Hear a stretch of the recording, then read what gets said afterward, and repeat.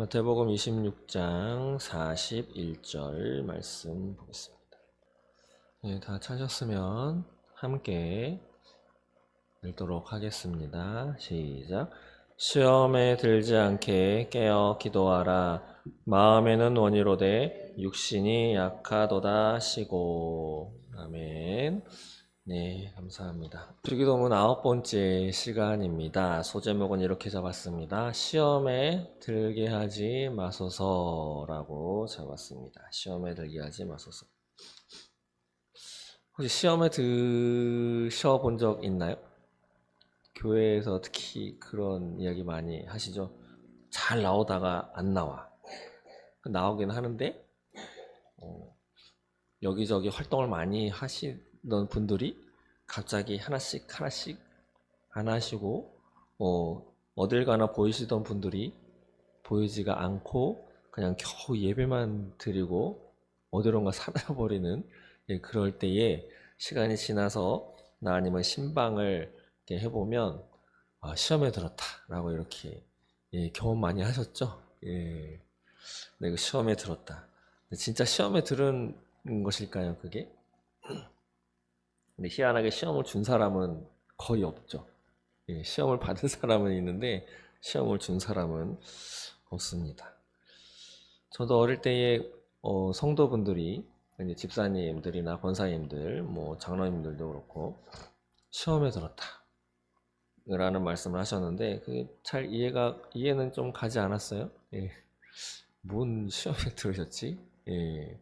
어떻게 보면 그냥 기분 나빠서 안 나온다 라고 하는 게 어쩌면 더 말이 맞을 텐데, 어쩌면 나를 안 알아주니까 삐쳤어요 라고 이야기하는 게 어쩌면 더 솔직한 것인데, 교회에서 보통 마음이 상했다 라고 하는 이유를 시험에 들었어요.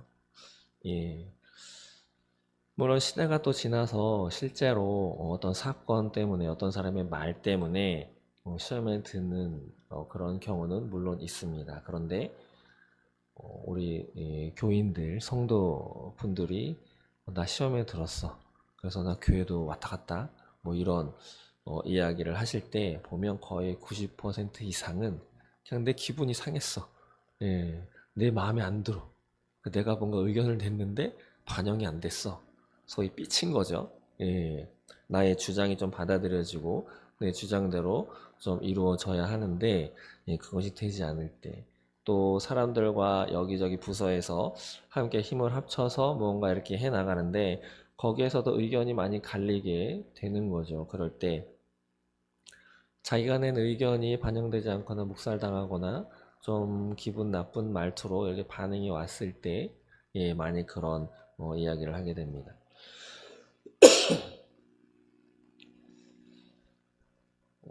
어쩌면 우리는 교회를 다니면서 그런 교육을 잘 안 받아 봤기 때문에 그냥 예수 믿으면 복 받습니다, 예수 믿으면 천국 갑니다, 어떤 그런 거 하나, 그리고 힘든 시절에 예수님을 만나고 복음을 받아들였기 때문에 어떻게 보면 그 당시 우리나라는, 중국은 마약이라고 하던데 우리나라는 술, 담배가 아주 고질병이었죠.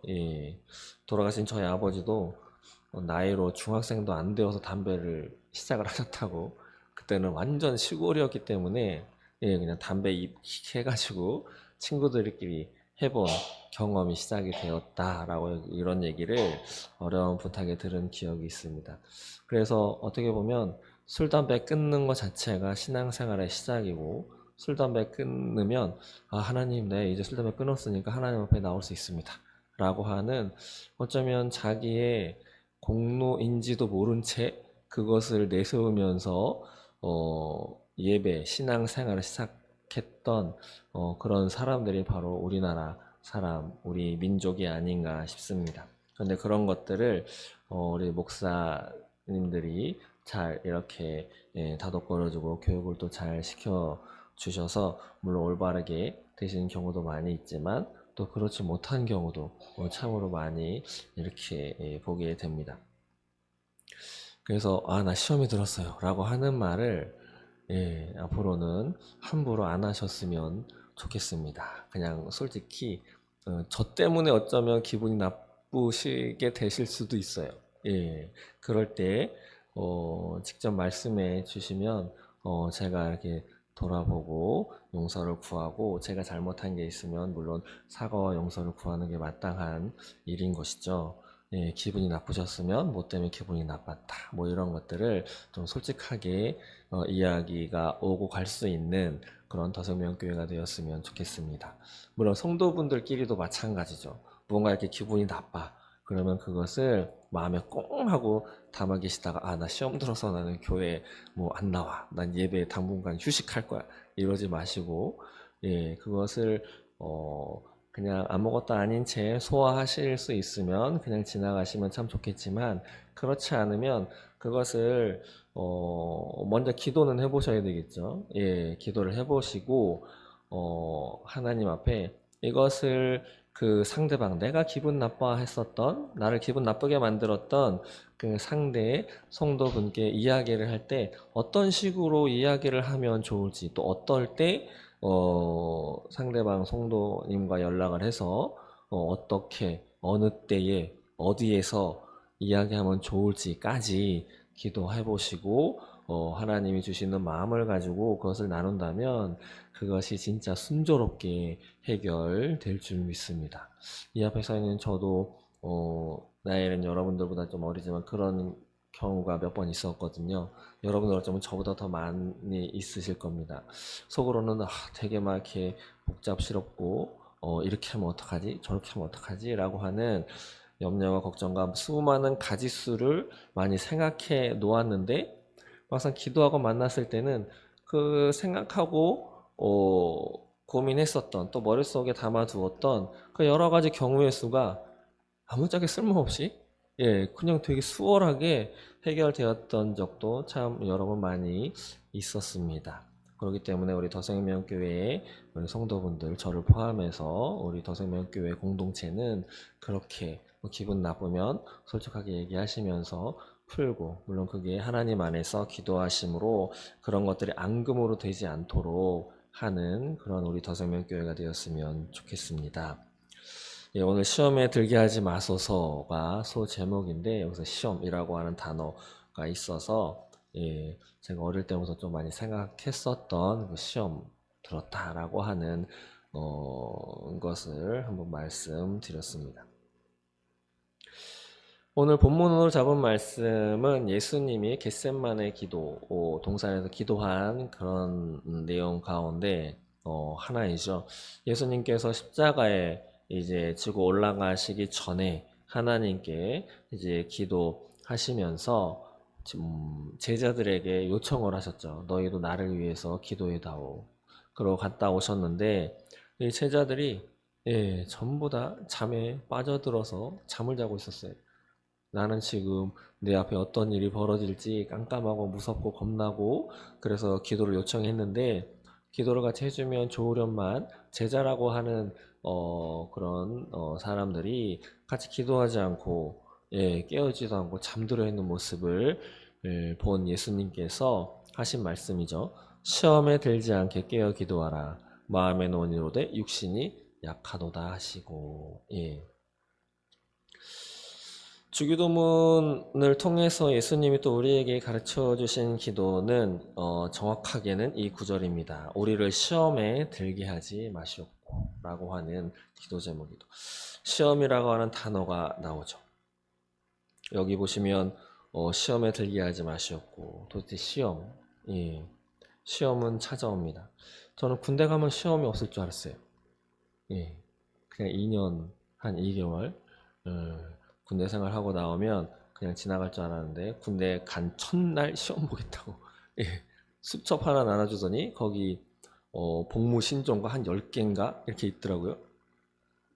저녁 식사 전까지 다 외우라고. 그거 못 외우면 밥 없어? 그래가지고 거의 한 30분? 1시간도 안 되는 시간 안에 그 10가지 항목을 달달달달달 외웠습니다. 거기 고참들한테 욕도 먹어가면서 한 번에 안 헤어지잖아요. 용어는 다르고. 그랬는데 인생을 살아가면서 학교 졸업하면 시험이 없을 줄 알았고 군대 가면 없을 줄 알았는데 시험이 여전히 있더라고요.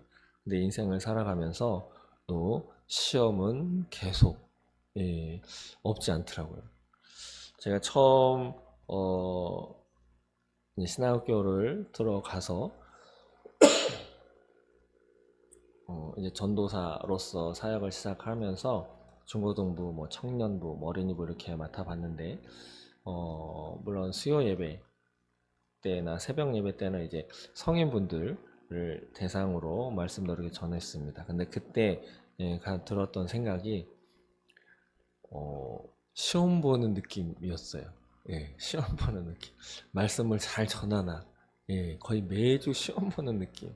그래서 새로운 성도 얼굴이 딱 보이면 막 긴장이 되더라고요. 마치 운전면허 처음 땄을 때 처음에는 어머니를 태우고 다니다가 또 어머니 친구분이 한 분 타면 다시 처음의 마음으로 돌아갑니다. 그래서 운전대 두 손으로 잡고 그러다가 또 이모가 또 새로 딱 타면 또 이렇게 긴장이 되는 그래서 그런 시험인데 우리 신앙생활을 하면서 또 우리는 하나님이 허락하시는 시험이 있고 또 마귀가 주는 시험이 있다고 하죠. 그런데 그 두 가지 시험 가운데 마귀는 우리를 넘어뜨리려고 파멸시키려고 하는 시험이고 하나님이 하시는 시험은 우리를 점검하고 좀 더 높은 성숙의 단계로 올리시려고 하는 그리고 좀 더 확인해 보시려고 하는 그런 시험이 있죠. 대표적으로 어떻게 보면 아담은 그 시험에 넘어간 사람입니다. 선악과 따먹지 말아라 라고 했는데 하와가 준 선악과를 낼름 먹어버렸죠. 하와하고 아웅다웅 싸웠다는 이야기는 성경에 저는 못 봤습니다. 그냥 하와는 뱀하고 옥신각신 하다가 먹었는데 아담은 그냥 하와 부인이 건네주는 그것을 그냥 받아 먹었죠. 그 받아 먹은 이후로 우리는 일을 안 해도 되는데 일을 하게 되었고 에덴 동산에서 쫓겨나서 죽을 운명을 그 이후에 자손들은 우리까지도 다 타고나게 되는 시험에 불합격된 결과치고는 너무 암담한 결과를 맞이하게 되었습니다. 근데 시험에 합격한 사람이 있습니다. 아브라함. 아브라함은 노년에 얻은 이삭을 하나님이 바쳐라 죽여서. 여기서 또 한 가지 제가 그 이야기를 읽으면서 그게 어떻게 보면 인신 제사잖아요. 인신 공양.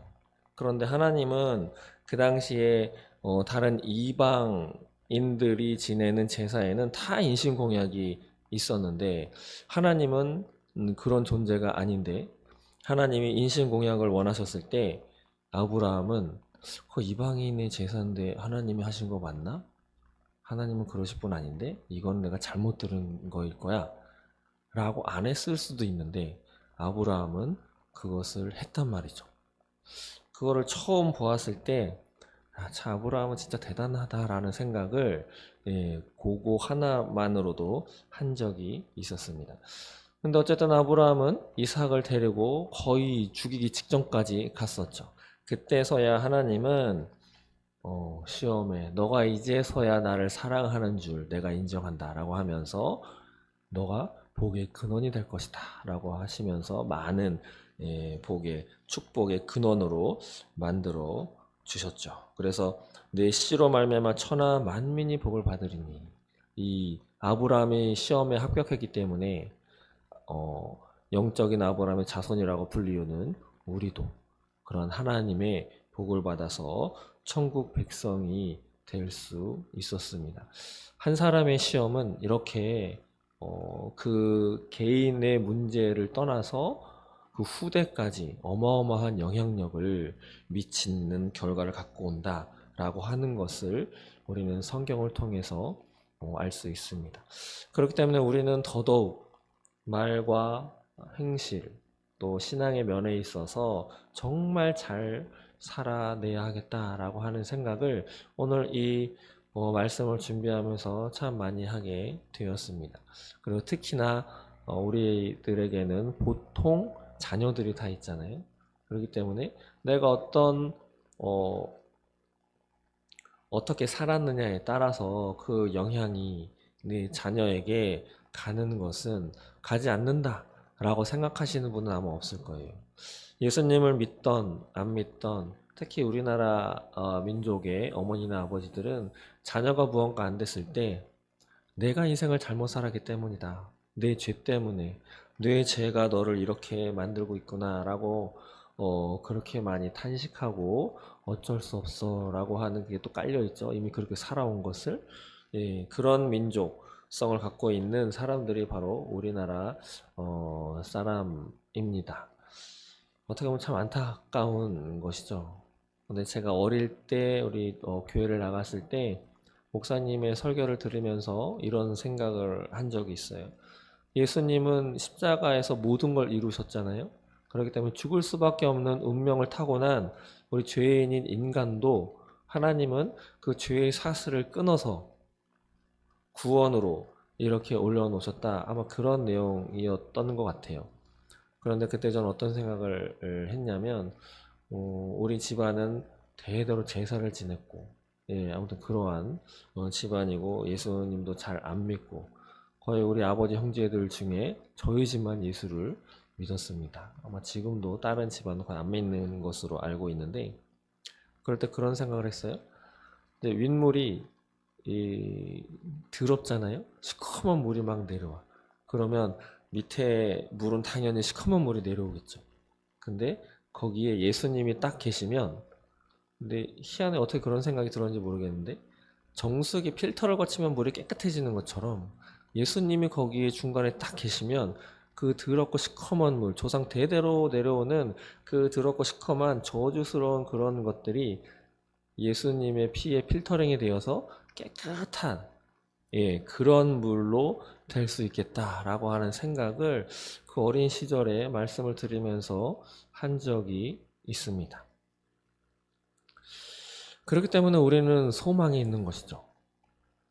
물론 나의 인생, 내가 잘못 살아온 것의 영향은 분명히 우리 자녀들, 자손에게 미치고 있습니다. 저도 아이를 하나, 하나님이 주셔서, 이렇게 기르고 있는데, 아이에게 어떨 때는 소리도 지를 때도 있고, 어떨 때는 좀 화도 낼 때도 있고, 그러다 보면 감정이 좀 이렇게 나올 때도 있는데, 그것이, 어, 저는 그때 하고 지나갔는데, 아이는 그것을 제 생각보다는 아주 정확하게 기억하고 있는 것을 보면서 예, 계속 괜히 얘기했어. 예, 그 다음부터는 하고 나면 그 다음 날이라도 꼭 미안하다고 이야기를 합니다. 물론 미안하다고 했다고 해서 그렇게 주었던 것들이 사라지지는 않겠지만 어쨌든 그렇게라도 하는데 여기서도 또 한 가지 이제 더더욱 우리가 소망을 가질 수 있는 것은 예수님이 그 아이의 상처받은 것을 치유해 주시는 분이다라고 하는 것이죠. 그리고 우리 부모의 잘못 살아온 인생길 때문에 내 자녀의 앞날이 막혀 있다. 그것도 예수님이 풀어 주실 수 있다라고 하는 것이 우리가 붙잡을 수 있는 소망인 것입니다. 그렇지 않으면 예수님이 신이 아니겠죠. 예, 대대로 저주스러운 것들이 맞물려서 계속 습관처럼 내려오는 것을 예수님이 이건 너가 한 거기 때문에 이건 어쩔 수 없는 거야. 너희는 3, 4대, 5대, 6대까지가 다 이렇게 했기 때문에 너와 네 자손은 그럴 수밖에 없는 거야. 이 부분은 만약에 예수님이 그렇다고 한다면 예수님이 지신 십자가의 보혈의 능력이 100이라면 그 부분은 빠지겠죠. 그러면 보혈의 능력이 100이 아니고 99.8%, 0.2%는 능력이 없는 것이겠죠. 그럼 그게 보혈의 능력이 있는 것일까요? 아닌 것이죠. 신이면 모든 것을 할 수 있어야 되는데 이 부분은 안 되는 거야 라고 한다면 저는 그 존재는 신이 아니라고 생각을 합니다. 신은 모든 걸 할 수 있고 신은 어디에나 있을 수 있고 신은 모든 걸 알 수 있어야 하는데 나는 그 부분은 잘 몰라. 나는 그거는 네가 해놓은 거기 때문에 그건 네가 담당해야 돼 라고 한다면 그건 신이 아니라고 생각합니다. 믿을 필요도 없는 거죠. 다른 길을 찾을 것인데 성경이 말씀하고 계신 하나님과 성경이 증가하고 있는 예수님의 그 십자가 사건에서는 하나도 빼놓지 않고 다 해결해 놓으셨다. 예수님께서 내가 다 했어. 다 이루었다. 모든 걸 이루셨다라고 분명히 말씀하셨다라고 하는 것이죠. 그렇기 때문에 예수님을 믿는 우리에게 소망이 있고 예수님을 믿는 우리의 가문에 우리 자녀에게 또한 미래가 있는 것입니다. 그렇기 때문에 무슨 일이 있어도 예수님을 향한 이 믿음은 잃어버리지 말아야 할 것입니다. 시험에 관련해서 구절을 한번 찾아봤는데 요한계시록에는 이런 말씀이 있습니다. 3장 10절에 네가 나의 인내의 말씀을 지켰은즉 내가 또한 너를 지켜 시험의 때를 면하게 하리니 이는 장차 온 세상에 임하여 땅에 거하는 자들을 시험할 때라. 땅에 거하는 자들 온 세상에 시험할 때가 온다라고 하는 내용이죠. 그런데 그때에 우리들이 하나님의 인내의 말씀을 지키면 하나님께서 또 예수님께서 우리를 지키셔서 그 시험의 때를 면하게 해주시겠다라고 하는 약속의 말씀이 바로 요한계시록 3장 10절에 나옵니다. 그리고 많이 아시는 고린도전서 10장 13절에는 사람이 감당할 시험 밖에는 너희가 당한 것이 없나니 라고 하는 말씀이 있죠. 오직 하나님은 미쁘사 너희가 감당하지 못할 시험 당함을 허락하지 아니하시고 시험 당할 즈음에 또한 피할 길을 내사 너희로 능히 감당하게 하시느니라. 그렇기 때문에 우리들에게 시험이 다가올 때 두려워할 필요가 없습니다. 왜냐하면 하나님께서 예수님께서 이런 모든 시험을 면하게 해 주시겠다라고 하는 약속의 말씀이 있고 또 우리가 감당할 만한 시험만 허락하신다라고 하는 말씀이 있기 때문이죠. 그리고 우리가 시험을 당했을 때 그 시험을 피할 수 있는 길 그리고 능히 감당할 수 있는 힘을 또 주신다라고 하는 말씀을 하나님께서 우리에게 남겨놓으셨기 때문에 우리에게 다가오는 그 시험에 너무 두려워하지 마시기 바랍니다. 두려워하는 것은 사단이 우리에게 우리의 마음과 생각을 통해서 속삭이는 거짓말입니다. 예수님을 믿는 것도 그렇죠. 하나님을 믿는 것도 급박하게 사고를 당하거나 갑작스럽게 어느 병이 찾아오거나 갑작스럽게 우리의 배우자나 우리의 부모님이나 우리의 자녀가 질병에 걸려서 갑작스럽게 수술대에 올라야 하는 그 급박한 상황에 딱 오면 잘못 생각하면 그런 생각을 하게 마련이죠. 하나님을 믿었는데 이게 뭐야? 하나님이면 고쳐주셔야 되는 거 아니야? 하나님이면 다 치료해 주셔야 되는 거 아니야? 내가 하나님의 일을 했는데 하나님이 다 완벽하게 평안하게 다른 일을 하는 것도 아니고 하나님 일하기 위해서 그렇게 불철주야 직장에서 일하자마자 교회로 달려가고 월화수목금토일 전부 다 교회에 왔다 갔다 하면서 빠지지 않았는데 하나님이 이거 지켜주셔야 되는 거 아니야? 원망과 불평이 나오면서 이어서는 두려움이 찾아올 것입니다. 이거 수술 잘못하면 어떡하지? 여기에는 멀쩡한 사람도 수술대에 들어갔다가 안 좋게 돼서 나오는 경우가 많다고 하는데 이거 어떡하지? 그때에 마귀의 속삭임에 귀를 기울이시면 이렇게 되는 것이죠. 어떻게 보면 그때에도 시험에 넘어가게 되는 것입니다. 그때에 하나님을 붙잡아야 하는 것이죠. 내가 알던 하나님, 그런 하나님이 아닌 것이죠. 꺼져가는 등불도 끄지 않으시는 하나님. 남들 다 안 된다고 해도 하나님이 안 된다고 하기 전까지는 포기하지 않는 것이 우리가 가져야 할 믿음인 줄 믿습니다. 그렇기 때문에 우리에게는 우리 삶에는 끊임없이 시험이 다가옵니다. 끊임없이. 그런 시험에 너무 두려움으로 너무 없기만을 바라는 어떻게 왜 나한테 이런 시험이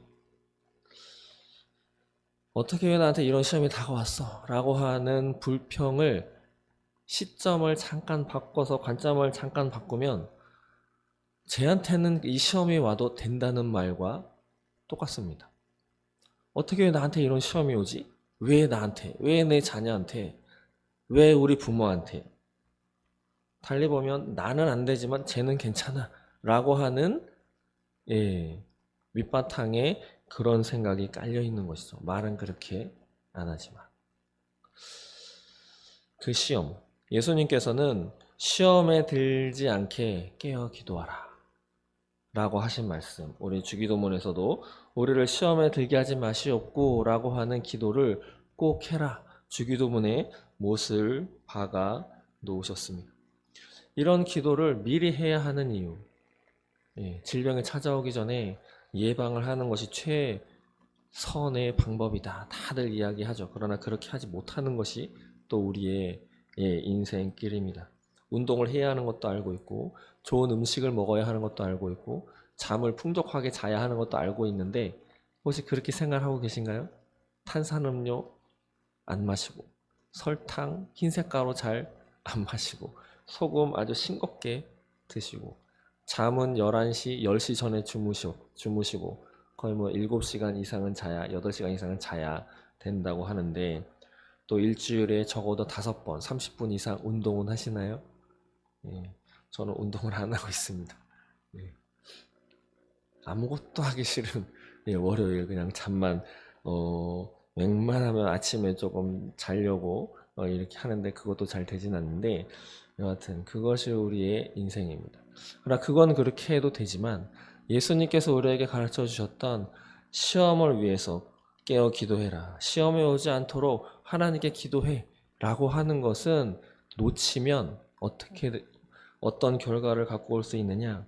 아담이 시험에 넘어져서 모든 인류가 죽을 수밖에 운명을 타고났던 것처럼 어쩌면 이런 기도를 쉰다면 사단의 끊임없는 유혹에 넘어가 급기야는 예수님을 버리고 하나님을 버리고 이 과학기술 문명이 점점 발달해가는 이 시대에 하나님이 아닌 내 손 안에 있는 AI를 믿으면서 내 손 안에 있는 그 챗 GPT가 가르쳐주는 진로와 상담 내용과 모든 질병의 치유 방법과 내 진로 앞으로의 미래는 어떤 직종이 어떻게 살아가는 것이 어느 곳에 가서 여행을 하는 것이 어떤 방법으로 가는 것이 가장 최적이고 막히지 않는 길인지 다 알려주는 그것에 의지해서 살아가게 되는 그러면서 하나님의 백성으로는 점점 멀어져 가는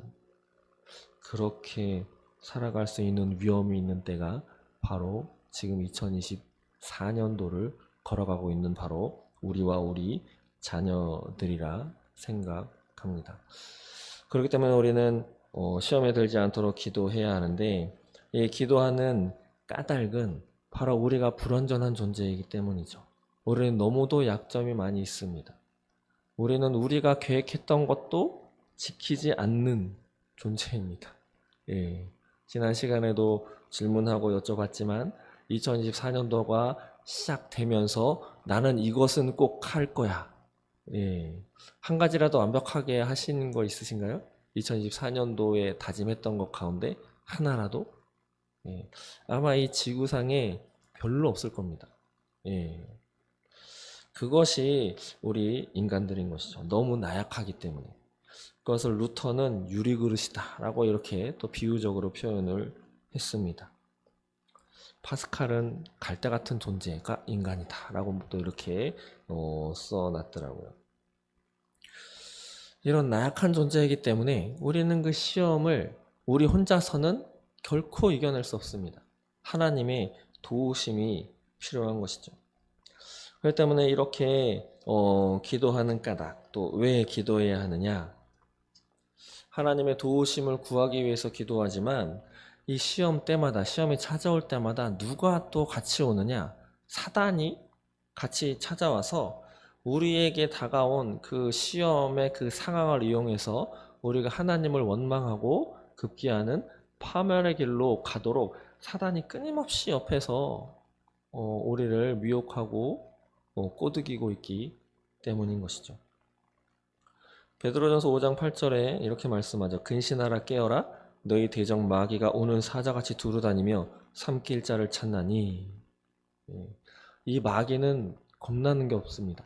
그렇기 때문에 예수님도 시험했죠. 물론 성령에 이끌려서 광야에 가셨고, 그래서 성령의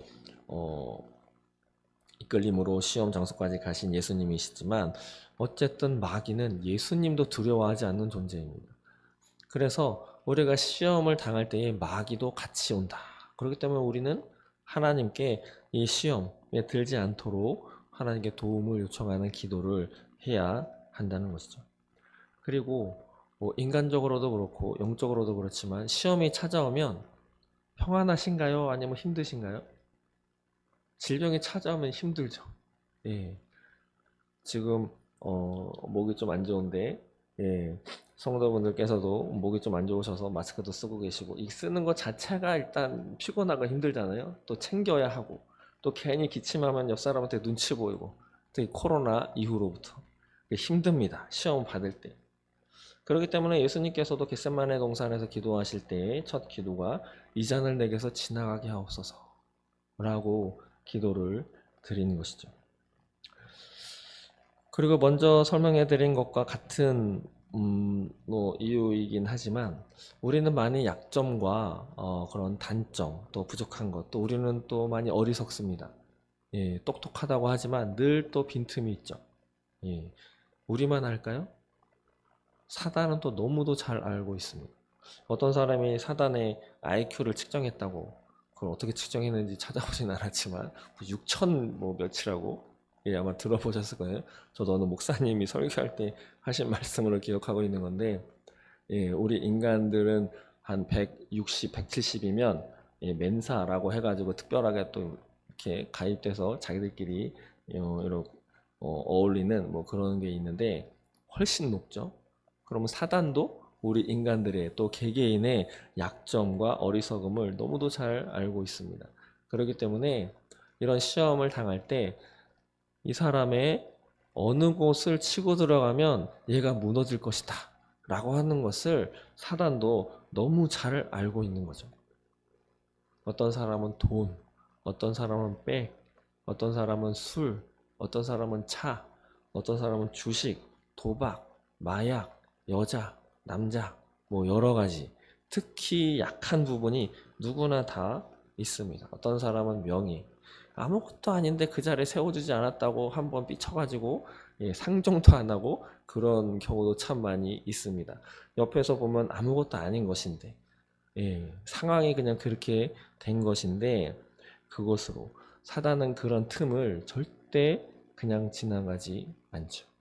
그렇기 때문에 이런 이유들 때문에 우리는 하나님께 미리미리 기도해야 한다라고 하는 것이죠.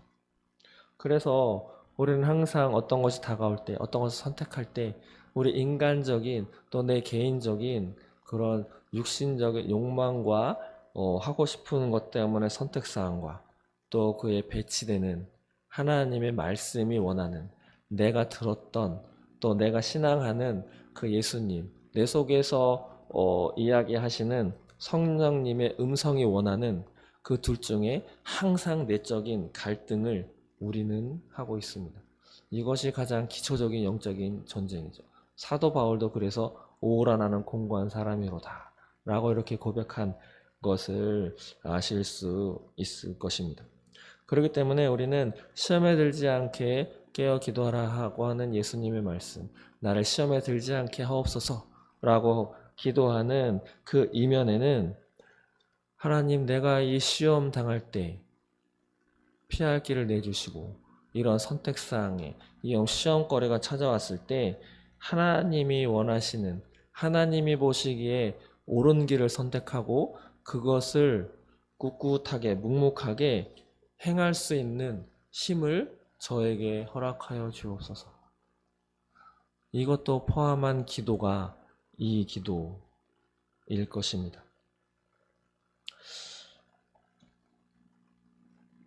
그렇기 때문에 우리는 평상시에 아무런 대비를 하지 않고 시험이 오면 그것을 피하려고만 한다든지 또 무모하게 시험이 왔어?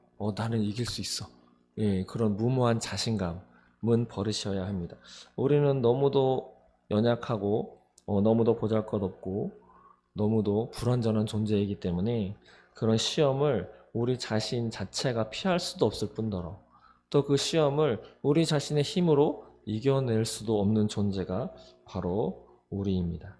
그렇기 때문에 미리미리 하나님께 기도로 준비하시고 기도로 요청하시고 하루를 살아가실 때에 하나님께서 우리가 시험을 당했을 때 또 하나님이 원하시는 그 시험에 합격할 수 있도록 하나님이 또 친히 도우시고 또 피할 길을 내시면서 또 그 감당할 힘을 허락해 주셔서 우리가 당하고 있는 또 우리가 맞아 할 수밖에 없는 그 시험을 능히 이겨낼 수 있게 하나님께서 인도해 주실 줄 믿습니다.